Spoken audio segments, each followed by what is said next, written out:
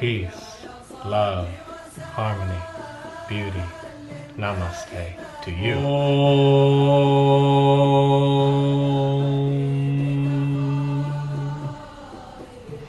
Thank you so much for joining me. Welcome to this peaceful space. mxgdml here once again for another installment of I Killed a Yemeni Mother, #TAXESFUNDWAR. Before we dive into these incredibly disheartening topics of our overseas interactions, let us lighten our heart and our minds and our souls. I'd like to start by sharing this. This is my wand. This was the wand my godmother from South Africa gave to me years and years and years ago. I was a young boy. And I've used it in my spiritual practice ever since, and I want to share with you a small ritual. We're going to cleanse our auras and our energies surrounding our bodies. So if you'd like, you can follow along or do it afterwards. You can breathe in with me and out. Breathe in golden light and breathe out black light. Breathe in gold, breathe out black. Once more, breathe in golden light, breathe out black light. And not the black light you put white things under and shows up purple. You know, the black energies, the darkness within us. Then I want to have you open your arms with me, palms facing out, and I'm going to cleanse your energy as I cleanse mine.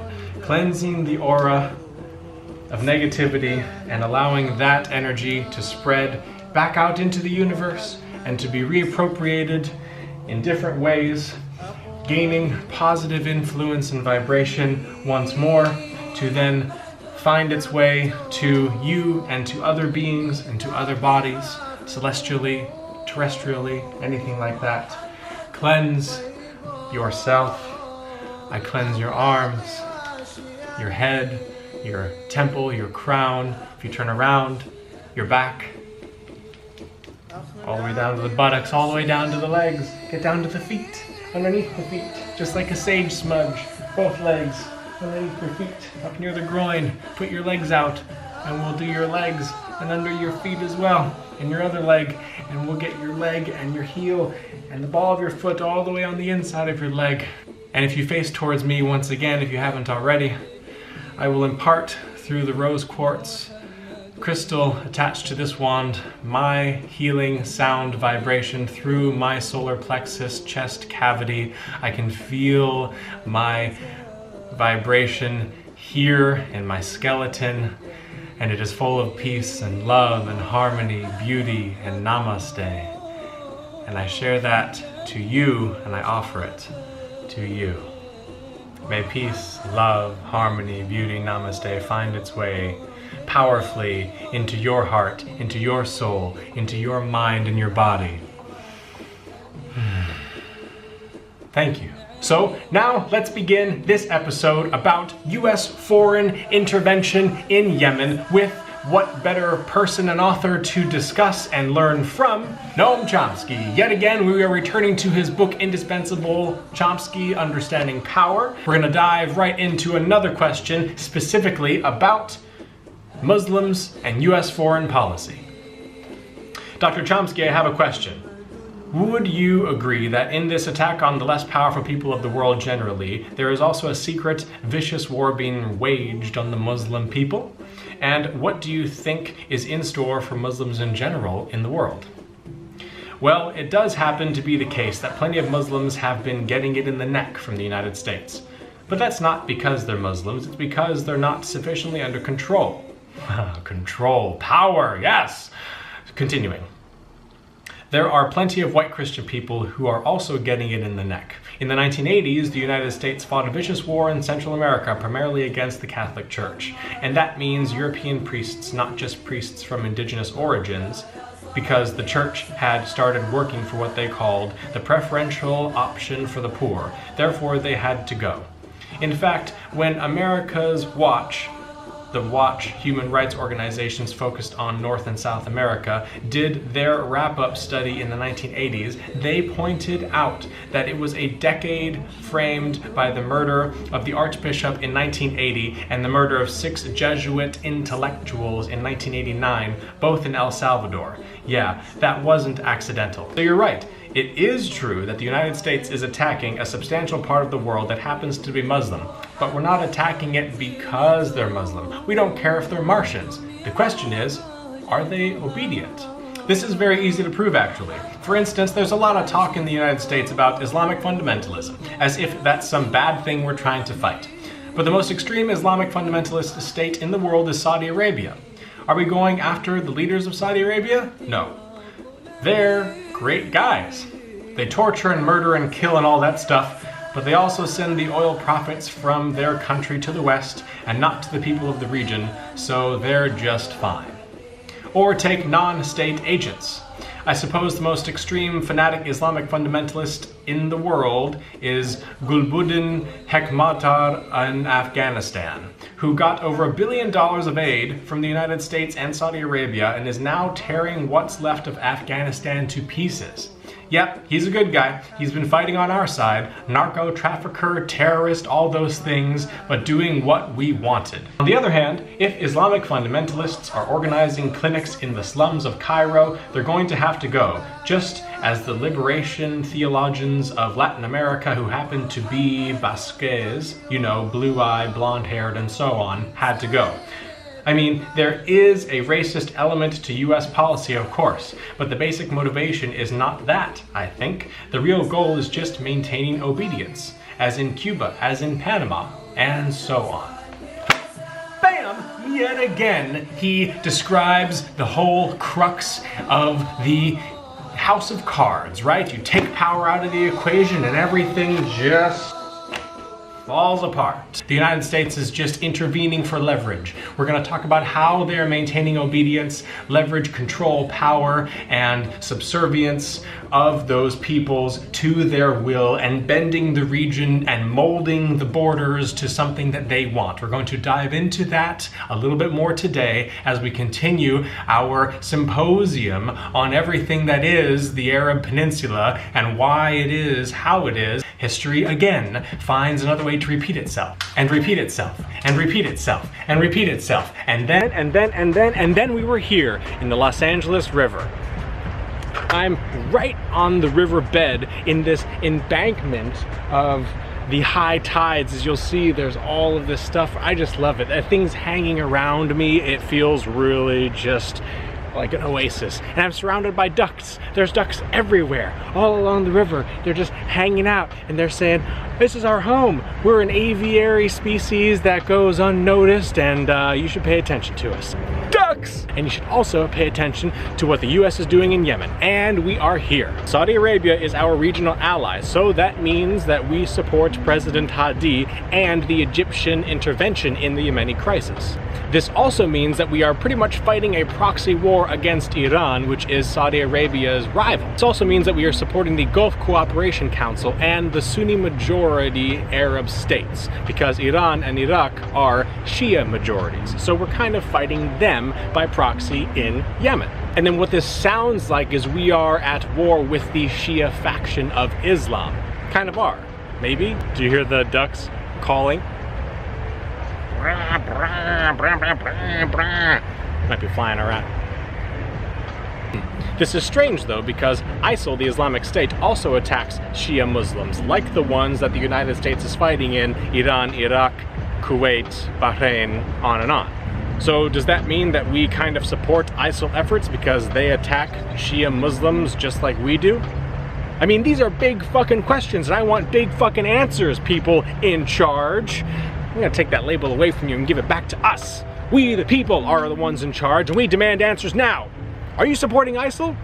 Well, anyway, our stake in Yemen is maintaining stability in that country and the security of the Saudi borders. We oversee Bab al-Mandeb, which is a passageway for 4.7 million barrels of oil daily. And we are also one of the main huge suppliers of weapons to the Saudi regime, selling $1.3 billion of weaponry to them as of November 2015. Oh, great. Isn't that nice? Now we're gonna throw a few statistics your way. It's gonna be real fun, real nice, no it's not, and really concise. Well, I'm gonna try.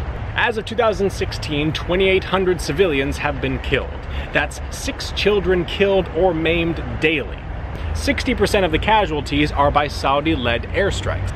21.3 million people are in need of humanitarian assistance. That's 5.3 million people more than before the Saudi-led intervention, and 7.3 million people are at risk of starvation. These are huge, huge, huge numbers. Remember, the population is 25 million. This is practically everybody.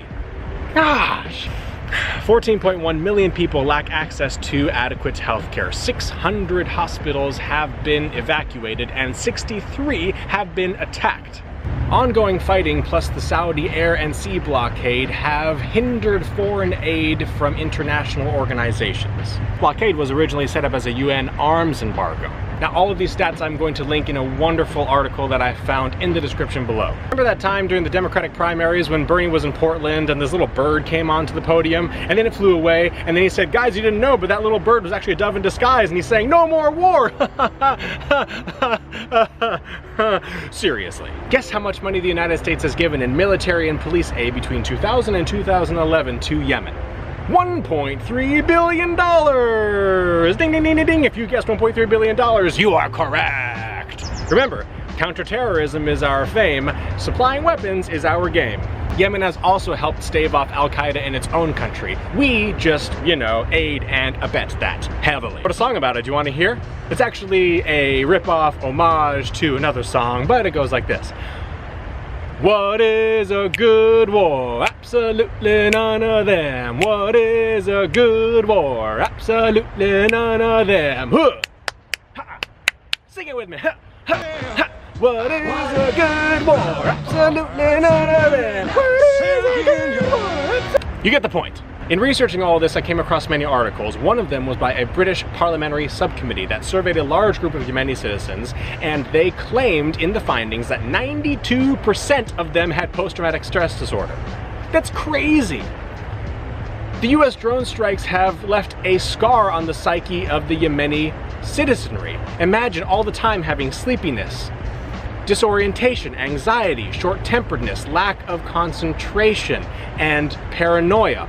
All the time, everywhere you go. Stories that I found talked about dozens of children paranoid of any sounds on the street. A helicopter, a car, anyone turning over an engine, some vehicle. There's a constant looking around each corner mentality now for the mothers, for the husbands and the wives and the sisters and brothers. People don't want to send their kids to school. They keep them at home.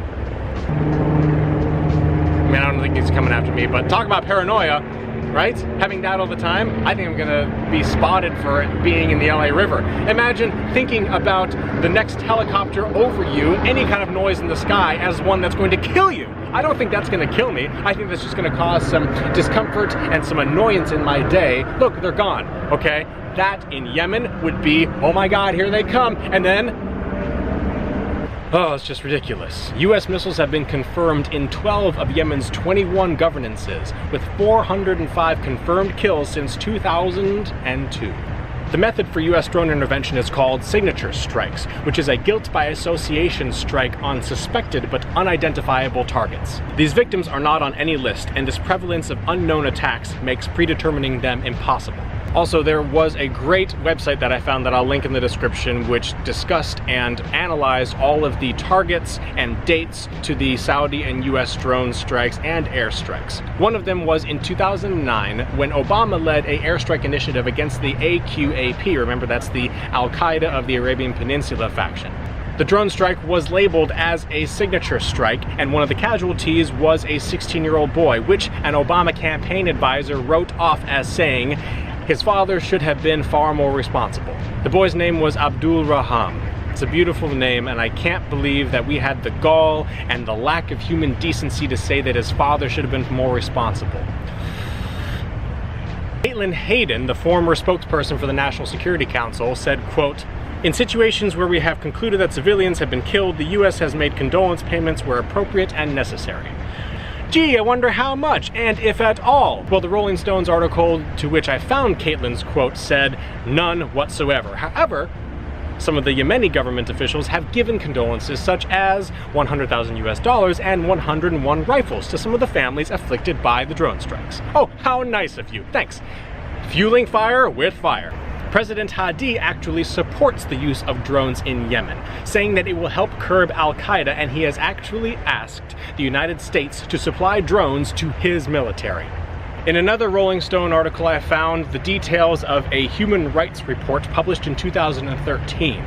This report, quote, aimed to bridge a divide between the people of Yemen and the United States. Also, quote, the people there do not understand why millions of dollars are spent to bomb them, as the cost of one Hellfire missile could be used to build a road and provide villages with electricity. And that same article in Rolling Stone concludes with an anecdote about a small boy named Ali, who looked up to the sky and said, quote, "Will I be next?"